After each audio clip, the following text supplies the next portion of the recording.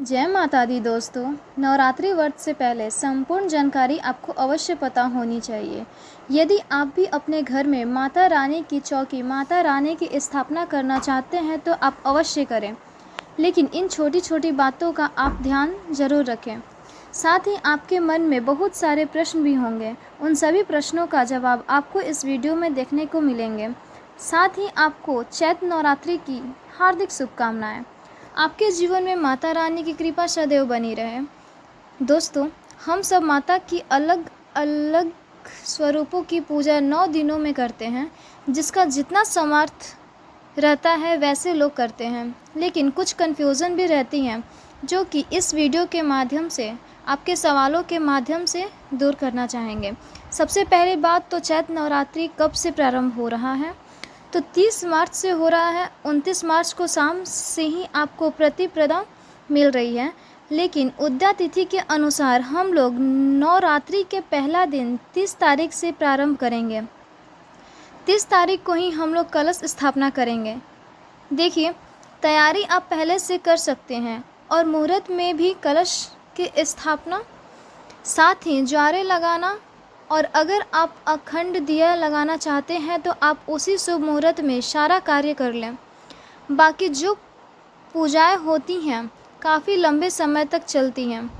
बहुत सारे लोग मंत्र जाप करते हैं, दुर्गा चालीसा का पाठ करते हैं, तो स्थापना वाले दिन समय थोड़ा अधिक लगता है।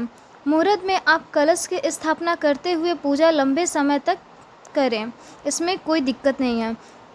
और दूसरी अहम बात कि पूजा कब करें, तो देखिए, कलश की मुहूर्त में करें। पूजा दोनों समय की जाती है।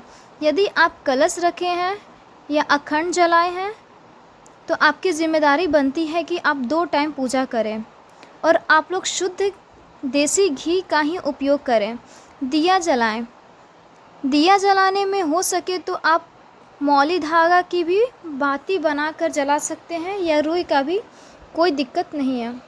अगर आप अखंड लगा रहे हैं तो आपका अखंड दीप एक अलग रहेगा, और जो पूजा का हर दिन का दिया रहता है वो अलग रहेगा।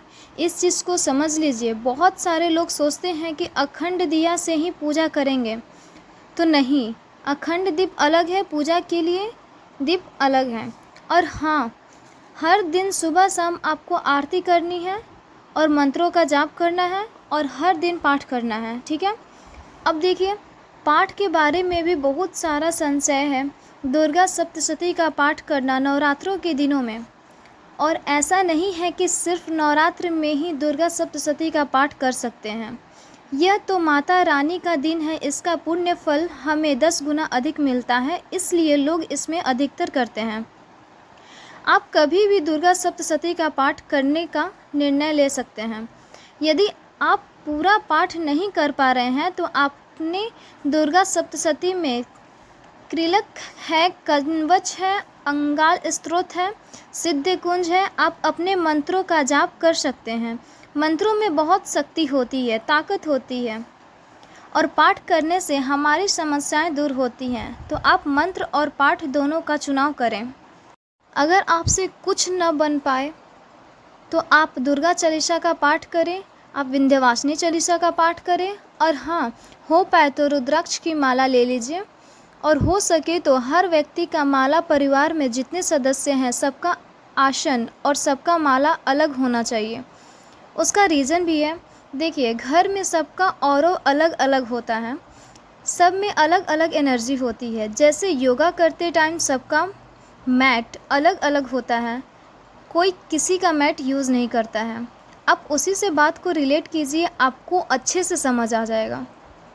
तीसरी अहम बात कि भोग हम क्या लगाएं, तो देखिए, माता के 9 अलग अलग स्वरूपों की पूजा में आप माता के प्रिय पुष्प, माता के प्रिय रंग और माता के प्रिय भोग की व्यवस्था नहीं भी कर पाते हैं तो आप गुड़हल के पुष्प ले लीजिए, आपको आसानी से मिल जाएंगे, जिसे जवा कुसुम कहा जाता है। यह आप ले लीजिएगा, बहुत आसानी से मिल जाते हैं।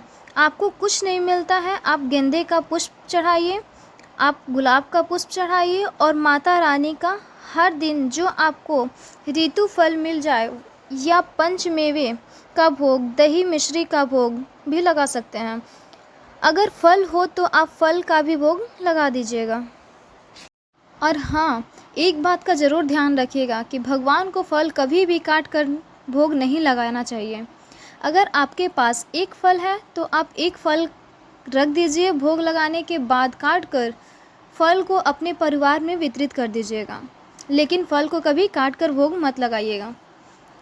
आपने देखा होगा सत्यनारायण भगवान की कथा में पुरोहित हमारे घर कथा सुनाने आते हैं तो पहले पूरा प्रसाद का भोग लगाते हैं, फिर उसके बाद महिलाएं उस फल को काटती हैं और अपने परिवार में वितरित करती हैं।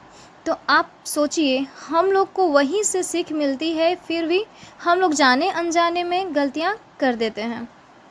चौथी अहम बात कि भोग कब लगाएं, पाठ कब करें, मंत्र जाप कब करें और आरती कब करें, इस बात को लेकर आपके मन में ज़रूर कन्फ्यूज़न होगा। सबसे पहले दीप प्रज्वलित करते हैं, फिर देवी दीप पूजन करेंगे, फिर कलश का पूजन करेंगे। यदि आपने कलश रखा है तो बिना कलश का भी आप पूजन कर सकते हैं। और फिर देवी देवताओं को स्नान का अभाव, वस्त्र का अभाव, श्रृंगार का अभाव, श्रृंगार के अभाव में जैसे चंदन, तिलक, पुष्प से श्रृंगार करें, फिर पुष्प उनके चरणों में रखें, फिर उनको भोग लगाना है। अब भोग आपका लग गया है, धूप दीप दिखा लिया, माता रानी को प्रणाम कर लिया, 9 देवियों का नाम ले लेना है आप लोग को 9 दिन में, ठीक है। फिर आपको पाठ करना है, फिर माला का जाप करना है, ठीक है। प्रेम से बोलिए माँ दुर्गा जी की जय। आई होप कि आप लोग को मेरी वीडियो पसंद आई होगी, अच्छी जानकारी मिली होगी। तो आप वीडियो को ज़्यादा से ज़्यादा शेयर करें और सपोर्ट करें। जय माता दी।